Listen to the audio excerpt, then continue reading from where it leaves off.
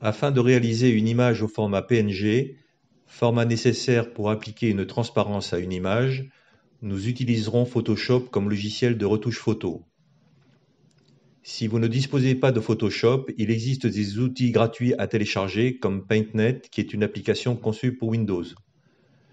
Photoshop dispose d'outils de détourage qui permettent de supprimer certaines zones d'image afin de les rendre transparentes et de ne garder que l'essentiel de l'image. Pour commencer, cliquez sur Fichier, puis sur Ouvrir et choisissez une photo à modifier. Une fois la photo affichée à l'écran, notez la taille de celle-ci.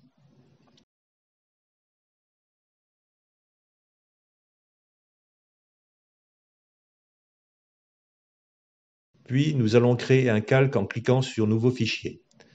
Dans la fenêtre des paramètres du calque, vous indiquerez la taille de l'image que vous avez précédemment notée afin de créer une zone de travail de taille identique.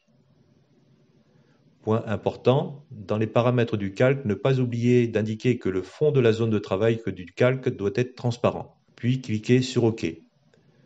Vous noterez que le calque est représenté par un fond à damier représentant la transparence. Puis, vous revenez sur l'image JPEG de départ, vous la sélectionnez et vous la tirez sur le calque en positionnant correctement l'image afin de recouvrir parfaitement la zone du calque.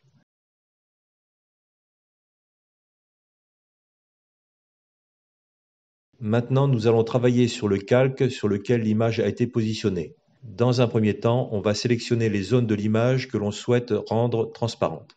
Plusieurs outils de Photoshop, comme l'outil baguette magique, lasso ou gomme, sont à votre disposition pour détourer certaines zones à supprimer. Dans cet exemple qui représente un vieux poste de télé, nous souhaitons rendre transparente toute la zone blanche qui entoure le cadre du poste, ainsi que la surface représentant l'écran du poste de télé.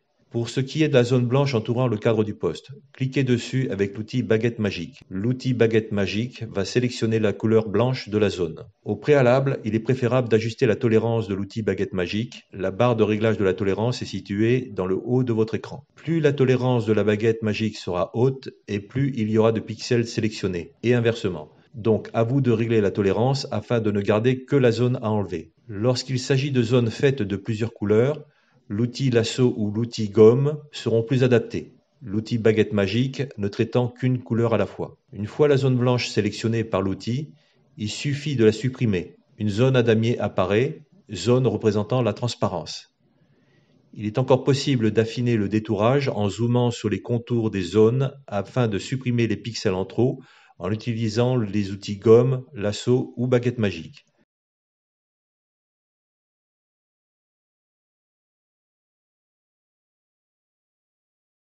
Maintenant que vous êtes satisfait de l'image obtenue avec les zones détourées, enregistrez votre image en allant dans le menu Fichier, puis Enregistrer sous et choisissez le format PNG. Attention, si vous enregistrez votre fichier au format JPEG, le format JPEG remplacera votre fond transparent par un fond blanc qui n'assure pas la transparence.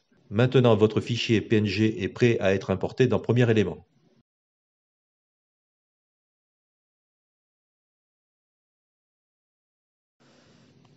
Pour effectuer votre montage, importez les éléments dont vous aurez besoin dans Adobe Premier élément.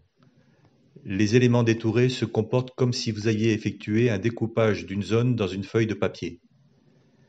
Cette zone découpée permet de voir à travers la feuille. Donc le principe est de placer les éléments détourés toujours en piste supérieure et de placer les éléments non détourés parmi les pistes inférieures.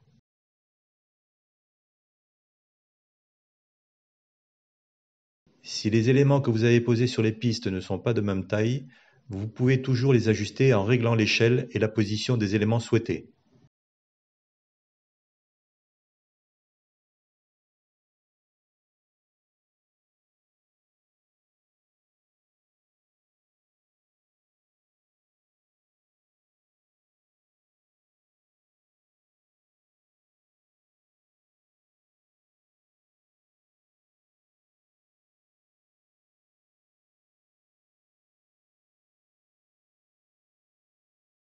Après avoir réglé le centrage et la taille de l'image, si celle-ci déborde de la zone détourée, il sera toujours possible d'ajuster l'image en procédant à un recadrage.